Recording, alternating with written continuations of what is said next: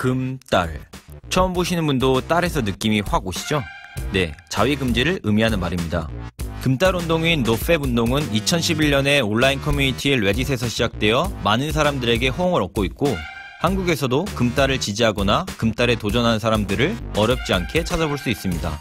일단 금달을 상상하기만 해도 우울해진 사람으로서 금달에 도전하셨던, 또 도전 중이신 모든 분께 진심으로 리스펙을 보냅니다. 그런데 금달 후기들에서 언급되는 금달 효과들은 정말 사실일까요? 나아가 자위는 정말 나쁜 것일까요? 프로이트의 책 정신분석 강의를 토대로 과연 금달이 바람직한 것인지 한번 따져보도록 하겠습니다. 프로이트란 이름은 한 번쯤 들어보신 것 같지 않나요? 네, 무의식을 개척하여 인간에 대한 이해를 획기적으로 뒤바꾼 수많은 천재들의 찬사를 받은 대단한 인물입니다. 금달이라는 주제와 프로이트 사상은 찰떡궁합이라고 할 수 있습니다. 섹스, 성은 프로이트 사상의 핵심 요소라고 할 수 있기 때문입니다. 그렇다면 프로이트는 금달에 관해 뭐라고 말할까요? 정신분석 강의 내용을 바탕으로 프로이트의 답변을 추측해보면 아마 이렇게 말할 것 같습니다. Es gibt keinen physiologischen Grund, warum sie nicht spricht. Und auch keinen neurologischen. 프로이트의 대중강연을 옮겨놓은 책 정신분석 강의의 내용을 통해 그가 금달에 부정적이리라 생각한 이유를 살펴보겠습니다. 프로이트에 따르면 불안 히스테리, 전환 히스테리, 강박신경증과 같은 전이신경증에 걸리게 된 이유는 성본능과 자아본능 사이의 갈등 때문입니다.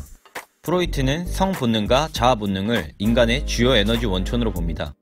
인간을 좌지우지하는 두 가지 힘이 성본능과 자아본능에서 비롯된다고 본 거죠.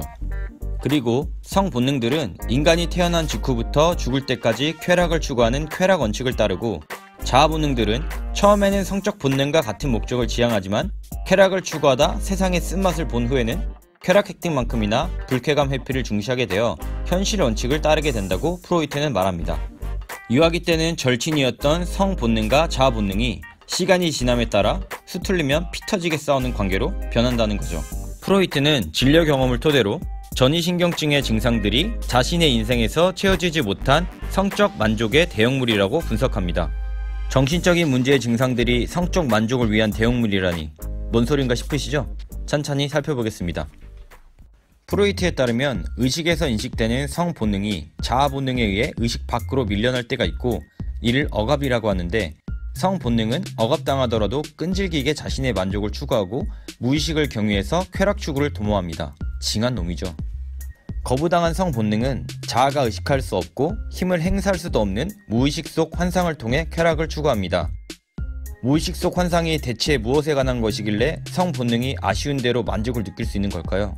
바로 자신이 포기해야만 했던 쾌락의 언천들과 쾌락 획득의 수단들입니다. 프로이트는 성적 욕구나 만족감 등이 나타나는 성생활이 청소년기에야 시작된다는 주장이 성을 생식과 관련된 것으로 혼동하는 오류를 범하고 있고, 분석적 관찰과 생물학적 관점 모두를 통해 부정된다고 언급하며 성생활은 유년기부터 시작된다고 말합니다. 또 유아가 어머니의 가슴을 빤 행위에서 처음으로 성적 만족을 경험하고, 이후에는 엄지손가락 같은 자신의 신체를 이용해 성적 만족을 추구함으로써 외부 세계의 동의 없이 성적인 만족을 느끼다가 일련의 단계를 거쳐 성적인 모든 충동들이 생식 기능 밑에 놓이는 전환점을 맞이한다고 주장합니다. 근데 프로이트에 따르면 이 성적 충동의 발달 과정에서 어떤 성충동은 발달 과정의 전 단계에 잔류할 수 있다고 합니다. 이 현상을 고착이라고 부르죠. 더불어 성적 충동의 부분들이 발달 과정의 전 단계로 거슬러 돌아갈 수도 있다고 합니다. 이 현상은 퇴행이라고 부르고요. 물론 고착과 퇴행은 무의식적으로 이루어지겠죠? 일반적인 발달 과정을 위협할 수 있는 고착과 퇴행이 의식적으로 이루어지도록 자아본능이 두고 볼 리 없을 테니까요. 거부당한 성본능이 무의식에서 성적 만족을 추구한다는 것은 성본능이 무의식 속 환상과 연결된 고착 지점으로 돌아가거나 리비도가 집중된 최초의 성적 대상들 또는 과거의 성충돌 발달 단계로 퇴행하는 방식을 통해 성적 만족을 얻는다는 말입니다. 우리가 이런저런 상상의 나래를 펼치는 것처럼 일정 수준의 무의식적 환상은 의식과 균형을 이룰 수 있고, 무의식적 환상이 현실에 보잘것없는 만족감을 보충하고 삶의 무미건조함을 덜어주기에 의식도 일정 정도의 무의식적 환상에는 관용적입니다. 그러나 성본능이 만족을 얻기 위해 고착이나 퇴행을 자극하여 무의식적 환상의 힘이 커지면 무의식과 의식의 균형이 깨지게 되죠. 그 결과 무의식적 환상을 통해 고착이나 퇴행 지점으로 향한 성본능이 신체 또는 의식의 자신을 드러내게 되는데, 성 본능을 억압하려는 자아 본능이 이 출현에 간섭하여 억압당하는 충동과 억압한 충동이 모두 반영된 증상들이 나타나게 되는 겁니다. 증상들은 성적 본능의 좌절된 만족을 대체하는 것이자 성충동과 자기보존 충동이라는 서로 대립한 충동이 타협한 결과물인 겁니다. 지금까지의 이야기를 종합하면 억압되어 무의식적 환상에 집중되는 성적 본능의 양이 일정 수준을 넘어서게 되면 신경증에 걸리게 될 확률이 높아진다는 말입니다. 책 정신분석 강의는 건강한 사람도 신경증 증상을 형성할 수 있는 요인을 지니고 있으며, 신경증을 동반한 건강함과 신경증 사이의 차이가 자유롭게 남아있는 심리 에너지의 양과 억압되어 있는 심리 에너지의 양 사이의 차이라고 결론을 내리죠. 자, 다시 금달로 돌아가서, 이제는 제가 금달에 대한 프로이트의 반응이 부정적일 것이라고 추측한 이유를 아시겠죠? 그렇죠. 자아가 성 본능을 억압하는 경향이 있고, 억압된 성 본능의 양이 커질수록 정신건강이 위협받을 가능성이 커진다고 할 수 있는데, 성 본능을 해소할 수 있는 자위를 의도적으로 안 한다면 성 본능을 해소하는 주요 통로 하나를 잃게 되는 거죠.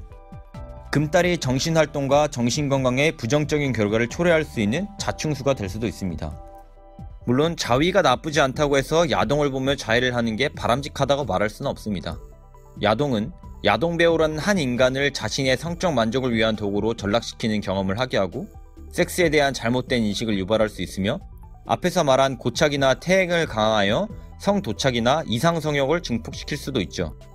그러나 패스트푸드를 자주 먹는 게 몸에 좋지 않다고 해서 음식을 먹는 것 자체를 나쁘다고 말할 수 없듯이, 야동을 보며 자해를 하는 게 바람직하지 않다고 해서 자위 자체가 나쁘다고 주장할 수는 없습니다.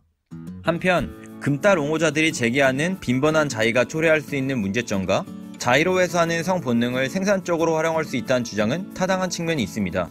자위를 지나치게 많이 하면 성기능장애, 의욕감퇴처럼 심신의 문제를 유발할 수 있고, 프로이트도 주목했듯이 성 본능은 예술, 탐구 행위와 같은 생식 이외의 목적을 추구하는 승하를 통해서도 해소되고 만족을 얻을 수 있죠. 하지만 자위를 자주 하는 게 좋지 않다고 해서 자위 자체를 매도할 순 없습니다. 과유불급이야 뭐 널리고 널리지 않나요? 그리고 프로이트는 승화의 가능성과 더불어 한계도 다음과 같이 언급하고 있습니다. 승화의 능력이 많은 사람들에게 매우 조금밖에 주어져 있지 않을 뿐만 아니라 승화 자체가 성 본능의 일정 부분만을 처리할 수 있다고 말입니다. 성 본능의 일부를 생산적으로 활용할 수 있다고 해서 성 본능을 생산적인 방식으로만 해소하려 들거나 생산적으로 쓰이길 기대하며 성 본능의 해소를 억제하는 시도는 아니라고 위험한 대응일 수 있다는 거죠.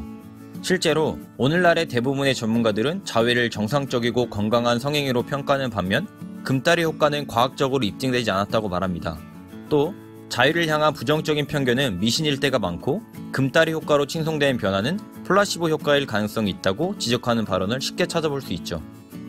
프로이트의 통찰과 현재까지의 연구 결과를 고려할 때 금달보다는 금달에 쏟는 의지를 다른 일에 쏟기 플러스 적절한 빈도의 자위 조합이 낫다고 할 수 있습니다.